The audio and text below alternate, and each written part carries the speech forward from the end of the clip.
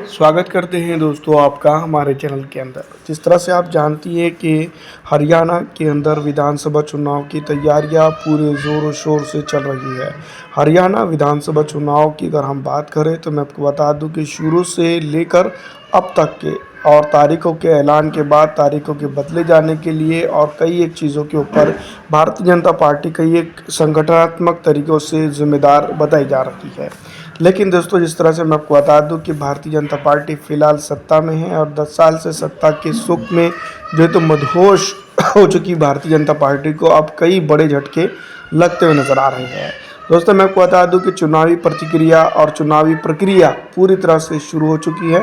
दोनों ही तरफ से अगर देखा जाए तो मैं आपको बता दूं कि भारतीय जनता पार्टी हो या कांग्रेस पार्टी हो या फिर अन्य दल हो, अपने अपने तर्ज पर हरियाणा के अंदर जो तो मलाई जमाने का काम या फिर सत्ता के ऊपर आने का काम करते हुए नज़र आ रहे हैं। लेकिन पिछले विधानसभा चुनाव और अब के विधानसभा चुनाव की अगर हम बात करें तो काफ़ी मौसम वैज्ञानिक जिसको हम कह सकते हैं, नेता कार्यकर्ता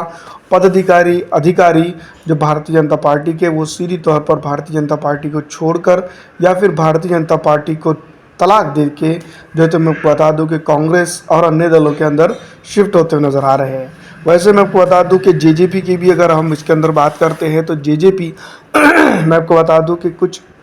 रनिंग विधायक उनके जो है तो पार्टी छोड़कर जा चुके हैं। कोई विपक्ष चुनाव लड़ रहा है तो कोई कांग्रेस की तरफ जो है तो खटकता हुआ दिखाई दे रहा है।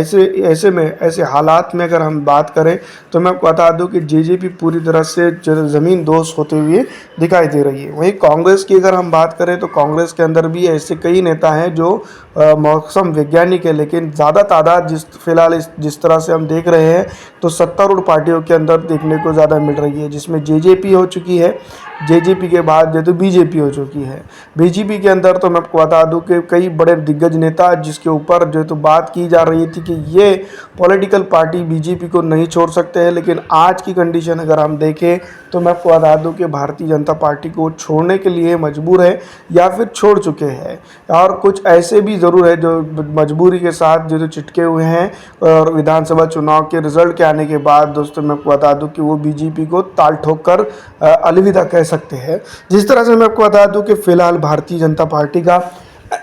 हरियाणा के अंदर चुनावी सफ़र देखने को मिल रहा है। गोदी मीडिया आपको नहीं बताएगा कि किस तरह से जो है तो बुरी तरह से हालात में भारतीय जनता पार्टी फंसी हुई है। पहले भारतीय जनता पार्टी की अगर हम बात करें तो प्रदेश अध्यक्ष को उन्होंने बदला है, फिर उसके बाद अगर हम बात करें तो उन्होंने मुख्यमंत्री को भी बदला, इसके बाद अगर हम बात करें तो कई चीज़ें उन्होंने बदलाव की, लेकिन जो है तो भारतीय जनता पार्टी के अंदर पतन का और विकेट गिरने का काम जो तो सिलसिला रुकता हुआ नज़र नहीं आ रहा है। इन तमाम तर चीज़ों के साथ मैं आपको बता दूँ कि कांग्रेस भारतीय जनता पार्टी के बीच में सीधा मुकाबला देखने को ज़रूर मिल रहा है, लेकिन भारतीय जनता पार्टी इसको कब तक बर्दाश्त करेगी, ये सबसे बड़ा और इम्पोर्टेंट पॉइंट समझा जा